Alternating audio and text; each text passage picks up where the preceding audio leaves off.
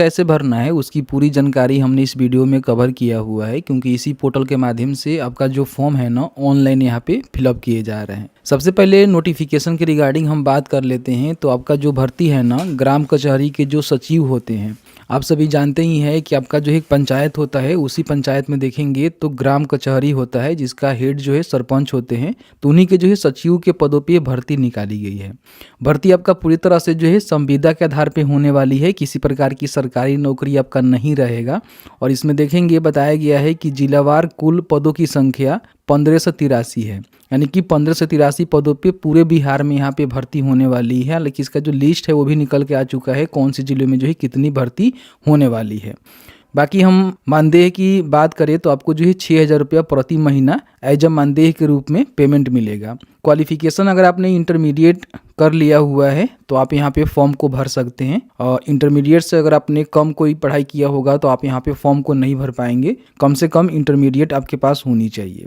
बाकी देखेंगे तो बताया गया है कि उम्र सीमा आपका क्या रहेगा। तो अपर उम्र की रिगार्डिंग यहाँ जानकारी दिया गया है कि अगर आप आरक्षित वर्ग से पुरुष हैं तो 37 वर्ष, पिछड़ा वर्ग अत्यंत पिछड़ा वर्ग के पुरुष महिला हैं तो 40 वर्ष, आरक्षित वर्ग के महिला हैं तो 40 वर्ष, और अनुसूचित जाति अनुसूचित जनजाति के पुरुष महिला के लिए 42 वर्ष अपर एज रखे गए हैं, जिसको आपको फुलफिल करना होगा। ठीक है। बाकी देखेंगे बताया गया है कि जो भी पहले से ग्राम कचहरी सचिव के पद पे जो है कार्य कर चुके हैं, उनका जो अपर एज रहेगा 55 वर्ष तक रहेगा, तो फॉर्म को भर पाएंगे। तो बताया गया है कि 10+2 में जो भी आप अंक प्राप्त करेंगे उसी के बिहार पे आपका मेरिट बनेगा। किसी प्रकार की कोई भी इसमें एग्जाम नहीं होने वाली है। ठीक है। और बाकी देख सकते हैं कि जो स्नातक डिग्री धारक है उनको 10% अंकों की, तथा जो पीजी किए हुए हैं वैसे को 20% अंकों की अधिमानता भी मिलेगा। यानी कि आपने इंटर के बाद स्नातक किया हुआ है, पीजी किया हुआ है, तो कहीं ना कहीं आपको वेटेज मिलने वाला है। ठीक है।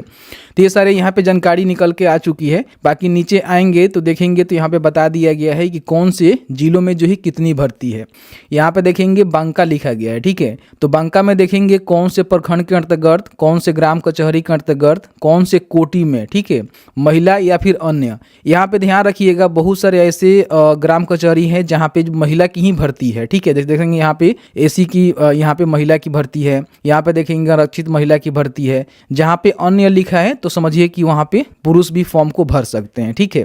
यहाँ पे देखेंगे तो अन्य है तो इसका मतलब ये है कि पुरुष भी यहाँ पे फॉर्म को भर सकते हैं। लेकिन काफ़ी सारे ऐसे पोस्ट है जहाँ पे महिला के लिए रिजर्व रखे गए हैं, तो उसको आप जरूर चेकआउट कर लीजिएगा।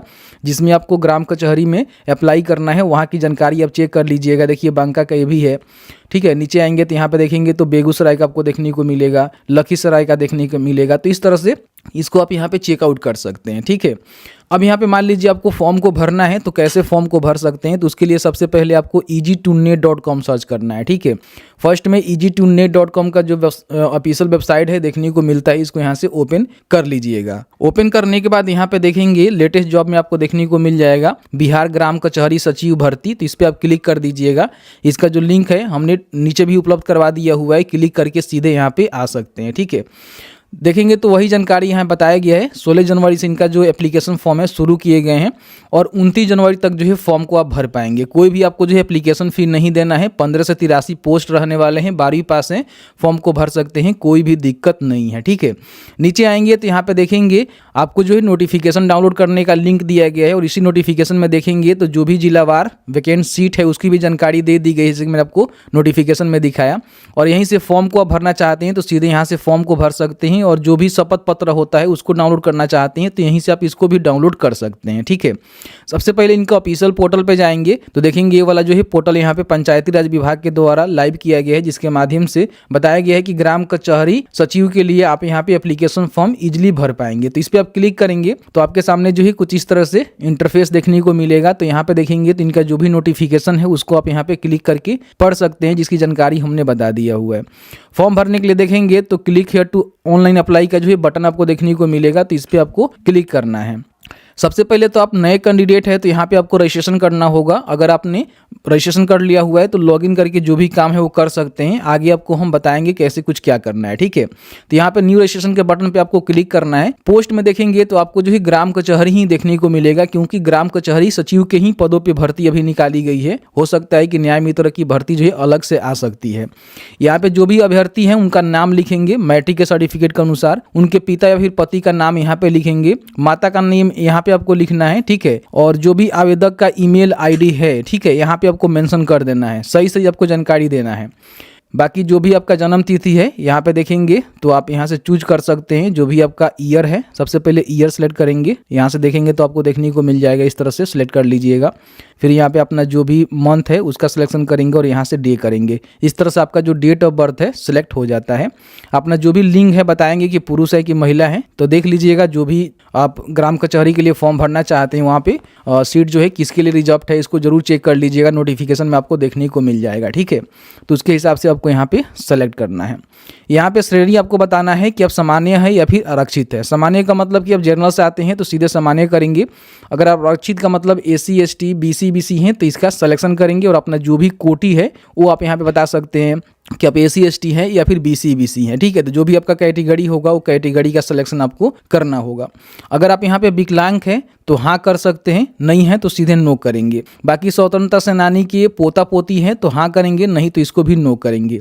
यहाँ पे अपना जो आधार लिंक मोबाइल नंबर है ना वो आपको डालना है। ध्यान रखिएगा कि आधार लिंक मोबाइल नंबर होनी चाहिए, वही आपको डालना है। काफ़ी सारे लोग यहाँ पे मिस्टेक करेंगे, कोई भी नंबर डालेंगे तो फिर OTP जनरेट करने में और वेरीफाई करने में प्रॉब्लम हो जाएगा।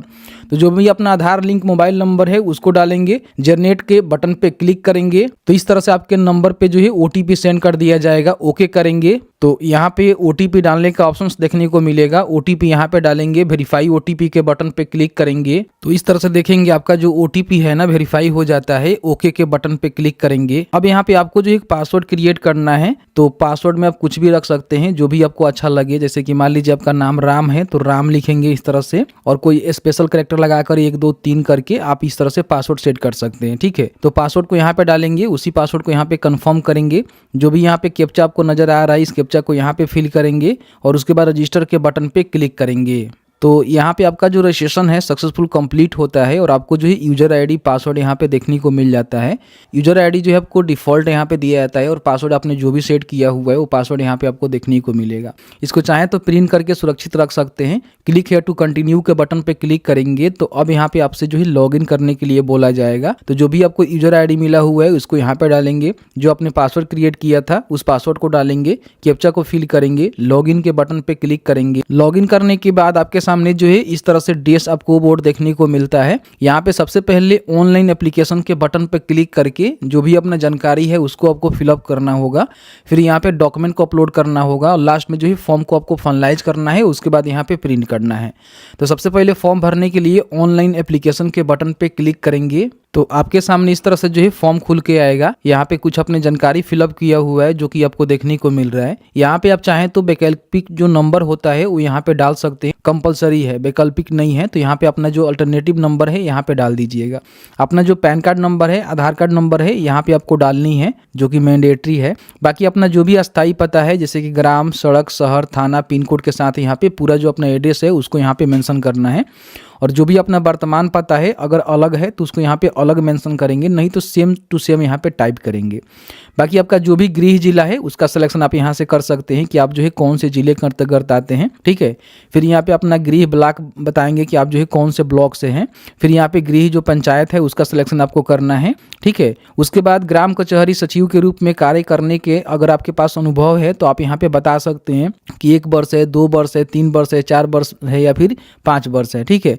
नहीं है तो आप इसको छोड़ सकते हैं। देखिएगा तो यहाँ पे स्टार मार्क नहीं लगा हुआ है तो आप इसको छोड़ दीजिएगा। अगर आपके पास कंप्यूटर की दक्षता है तो आप यहाँ पे बता दीजिएगा कि हाँ मेरे पास है। नहीं है तो भी आप फॉर्म को भर सकते हैं, ऐसा कुछ नहीं है, नहीं भी कर सकते हैं, लेकिन है तो जरूर हाँ कर दीजिएगा। जैसे मान लीजिए आपके पास DCA है तो आप यहाँ पे जरूर बता दीजिएगा।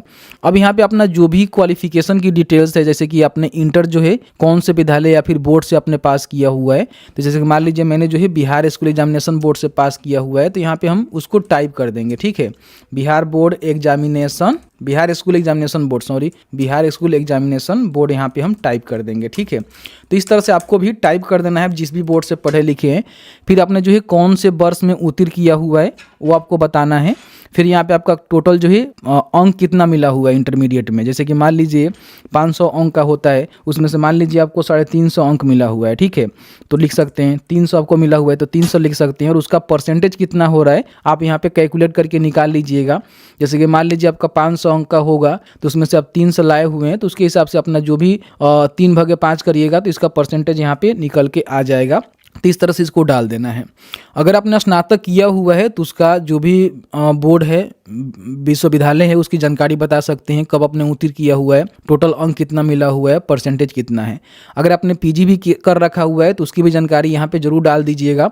देखिए स्नातक पीजी पे आपको क्या होगा ना, अधिमानता यहाँ पे देखने को मिलेगा जब आपका मेरिट बनेगा, तो कहीं ना कहीं ये वाला क्वालिफिकेशन आपके पास है तो 10% 20% आपको जो अधिमानता यहाँ पे देखने को मिल जाएगा। हालांकि आप चाहें तो इंटर पे भी फॉर्म को भर सकते हैं, आपने इंटर किया हुआ है तो फॉर्म को भर सकते हैं, स्नातक और पीजी जरूरत नहीं है, लेकिन जो किए हुए हैं वो जानकारी यहाँ पे जरूर भर देंगे क्योंकि आगे चल के उनको प्रेफरेंस मिल जाएगा।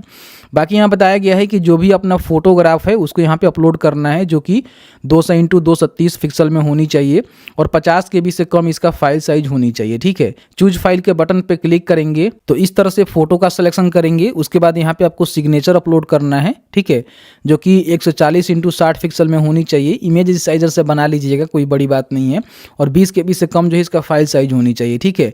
चूज फाइल पर क्लिक करके इसको भी चूज कर लेंगे और उसके बाद आपको यहाँ पे टिक करना है कि मैं जो भी जानकारी दे रहा हूँ जानकारी यहाँ पे सही है। उसके बाद यहाँ पे सबमिट के बटन पे क्लिक करेंगे। तो इस तरह से आपका जो एप्लीकेशन का डेटा है यहाँ पे सेव होता है। ओके के बटन पे क्लिक करेंगे। अब यहाँ पे आपको करना क्या है कि यहाँ पे होम का जो बटन है ना, इस पे आपको क्लिक कर देना है। तो यहाँ पे देखेंगे ऑनलाइन एप्लीकेशन में जो हमारा फोटो सिग्नेचर है वो भी यहाँ पे अपलोड हो चुका है। यहाँ पे क्लिक करके आप चेकआउट कर सकते हैं। देखिए यहाँ पे फोटो और सिग्नेचर आपको देखने को मिल जाएगा जो कि ऑलरेडी अपलोड हो चुका है। अब यहाँ पे जो भी डॉक्यूमेंट है ना उसको यहाँ पे अपलोड करने हैं, तो अपलोड डॉक्यूमेंट के बटन पे क्लिक करेंगे।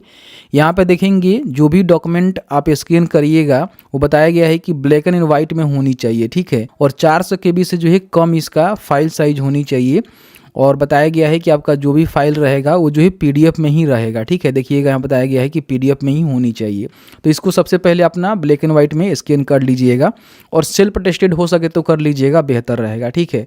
यहाँ पे सबसे पहले मैट्रिक का जो सर्टिफिकेट है ना वो आपको यहाँ पे अपलोड करना है। तो चूज फाइल के बटन पर क्लिक करके अपलोड कर सकते हैं। उसके बाद इंटर का जो मार्कशीट है 10+2 का उसको आपको यहाँ पे अपलोड करना है। स्नातक का मार्कशीट या फिर सर्टिफिकेट आपको अपलोड करना है। यहाँ पे देखिए मैट्रिक का जो मार्कशीट है ना उसको अपलोड मत करिएगा, मैट्रिक का सर्टिफिकेट आपको अपलोड करना है जो कि 2 साल के बाद मिलता है। बाकी इंटर का मार्कशीट अपलोड कर देंगे, कोई भी दिक्कत नहीं है। स्नातक का आपने जानकारी दिया हुआ है तो उसका मार्कशीट या फिर सर्टिफिकेट अपलोड कर देंगे, हालांकि मैंडेटरी नहीं है। अगर आप यहाँ पे नहीं फॉर्म फिलअप करते समय जानकारी दिए हुए हैं तो इसको छोड़ देंगे, कोई भी दिक्कत नहीं है। बाकी अगर आपने पीजी का भी जानकारी दिया हुआ है तो उसका मार्कशीट या फिर सर्टिफिकेट में से कोई भी आप यहाँ पे चाहें तो अपलोड कर सकते हैं। अगर आप रिजर्व कैटेगरी से आते हैं तो आपको जाति भी यहाँ पे देना होगा, तो जाति को भी यहाँ पे आपको अपलोड करना है। यहाँ पे देखेंगे स्वयं अभिप्रमाणित जो है आपसे मांगा जा रहा है, तो यहीं पे देखेंगे इनके ऑफिशियल पोर्टल पे या फिर यहाँ भी आपको देखेंगे तो शपथ पत्र जो है डाउनलोड करने का बटन आपको देखने को मिलता है। तो इस तरह से इसको डाउनलोड कर लीजिएगा। ध्यान रखिएगा नोटरी द्वारा जो है निर्गत आपको करना होगा। जो भी आपका जिला होता है, कचहरी होता है, आप जाएंगे जिला कचहरी में तो वहाँ पे नोटरी होते हैं, उनके माध्यम से आपको जो है निर्गत करवाना है, ठीक है। वहाँ पे जाएंगे, आप कहेंगे कि नोटरी के द्वारा जो है शपथ प्रमाण पत्र बनवाना है तो लोग बना देते हैं, कोई भी बड़ी बात नहीं है, ठीक है। यहाँ पे अपना नाम लिखेंगे, जो भी आवेदक फॉर्म भर रहा है, अपने पिता का नाम, उम्र, ग्राम, मोहल्ला, पोस्ट, थाना, प्रखंड और जिला यहाँ पे आपको मेंशन करना होगा जहाँ के आप अस्थायी निवासी हैं, ठीक है। और बाकी आपको एक घोषणा लेना है कि जो भी आप जानकारी दिए हुए हैं, जो भी ऊपर दर्शाए पते पर आप निवास कर रहे हैं, ठीक है, और ग्राम कचहरी के जो भी सचिव के सबिंदा के पदों पे भर्ती आई हुई है उसमें जो भी उल्लेखित निर्देश है उसको मैं पालन करूंगा या फिर करूंगी, ठीक है। बाकी यहाँ पे बताया गया है कि यह कि ग्राम कचहरी सचिव के सबिंदा भर्ती हेतु आवेदन पत्र के साथ जो भी आप शैक्षणिक एवं अनुभव प्रमाण पत्र अटैच किए हुए हैं, ठीक है, वो सब सही है, सत्य है, उसमें किसी प्रकार की कोई भी फर्जीवाड़ा हमने नहीं किया हुआ है। इसका जो है आपको नोटरी के द्वारा शपथ बनवा कर देना होगा, ठीक है। बाकी बताया गया है कि अगर आपके द्वारा आवेदन पत्र के साथ जो भी डॉक्यूमेंट आप दे रहे हैं, जैसे कि मान लीजिए शैक्षणिक प्रमाण पत्र हो गया, जाति प्रमाण पत्र हो गया, निवास प्रमाण पत्र हो गया, आदि प्रमाण पत्र सही है। यदि मेरे द्वारा कोई भी डॉक्यूमेंट गलत पाई जाती है या फिर किसी प्रकार की कोई जानकारी छुपाई जाती है, तो आपका जो भी उम्मीदवारी है रद्द करते हुए मेरे विरुद्ध कानूनी कार्रवाई भी की जा सकती है। इसका जो है शपथ पत्र आपको बनवा कर देना होगा। यहाँ पे जो भी शपथ करता है, जैसे कि आप शपथ ले रहे हैं तो अपना सिग्नेचर करेंगे और नोटरी के द्वारा इसको नोटराइज जरूर करवा लेंगे, ठीक है। तो इसी को लाकर जो है यहाँ पे आपको अपलोड कर देना है। स्वयं अभिप्रमाणित इसी को बोला जाएगा। बाकी यहाँ पे आधार आईडी प्रूफ आपको अपलोड करना है, जिसमें आप चाहें तो आधार कार्ड, पैन कार्ड दोनों को आपको अटैच करके यहाँ पे अपलोड करना है आईडी प्रूफ आधार प्रूफ में, ठीक है। तो इसमें आपको पैन कार्ड और जो भी आपका आधार कार्ड है दोनों को साथ में फोटोकॉपी कराकर यहाँ पे सेल्फ अटेस्टेड करके पीडीएफ में अपलोड कर दीजिएगा, ठीक है। तो इसको यहाँ पे अपलोड करने का बस यही तरीका है। चूज फाइल के बटन पर क्लिक करेंगे, अपलोड करेंगे और सेव के बटन पे क्लिक करेंगे। तो जैसे ही अपना डॉक्यूमेंट अपलोड कर देते हैं, अब यहाँ पे आपका लास्ट जो काम है ना, एप्लीकेशन को फाइनलाइज करना है। तो यहाँ पे फाइनलाइज एप्लीकेशन फॉर्म के बटन पे क्लिक करेंगे तो यहाँ पे वही जो है डिक्लेरेशन आपको देखने को मिलेगा, जिसको आपको डिक्लेयर करना है। और यहाँ पे फाइनल सबमिट के बटन पर क्लिक करके आपको ना जो एप्लीकेशन है ना उसको यहाँ पे फाइनल सबमिट कर लेना है। तो इस तरह से स्टेप बाय स्टेप आपको फॉर्म को भरना है। थोड़ा सा भी आपको मिस्टेक नहीं करना है, नहीं तो आगे चल के काफ़ी समस्या क्रिएट हो सकता है। बाकी इनका जो भी वैकेंसी का जानकारी है वो यहाँ पे पीडीएफ में दिया गया है कि कौन सी जगह पे भर्ती है, तो उसको आप जरूर चेकआउट कर लीजिएगा। उसी के अकॉर्डिंग जो है फॉर्म भरिएगा तो बेहतर रहेगा, ठीक है। बाकी यहाँ पे आपका मेगा सूची कैसे बनेगा, तो मेगा सूची के रिगार्डिंग हमने जानकारी दे ही दिया हुआ है कि इंटरमीडिएट के जो भी अंक है उस पर ही आपका मेगा सूची बनेगा। बाकी अपना स्नातक किया हुआ है तो 10%, पीजी किया हुआ है तो 20% आपको अधिमानता देखने को मिलेगा, ठीक है। बाकी यहाँ बताया गया है ग्राम कचहरी के सचिव के पद पर बिताई गई प्रति पूर्व वर्ष की सेवा के लिए 2.5% यहाँ पे अंक आपको देखने को मिलेगा। अधिकतम जो है 12.5 अंक आपको, अगर आप पहले से काम कर चुके हैं ग्राम कचहरी के सचिव के रूप में, तो आपको मिलेगा, ठीक है। बाकी अगर आपका समान अंक आता है तो उस समय जो भी अधिक उम्र वाले होंगे उनको जो है वरीयता यहाँ पे दी जाएगी। और जो भी इनकी भर्ती है वो घट भी सकती है, बढ़ भी सकती है, ये जानकारी बताया गया है। बाकी आपका जो भी भर्ती है वो जो है गठित ग्राम कचहरी नियोजन समिति के द्वारा किया जाएगा, जिसमें ग्राम कचहरी सरपंच अध्यक्ष रहेंगे, ग्राम कचहरी के उप सरपंच सदस्य रहेंगे, बाकी प्रखंड विकास पदाधिकारी या फिर उनके द्वारा नामित पदाधिकारी सदस्य सचिव रहेंगे, ठीक है। तो इस तरह से इन्हीं के अंतर्गत जो है आपका भर्ती प्रक्रिया आएगा, इन्हीं के द्वारा जो है भर्ती वगैरह कराई जाएगी, ठीक।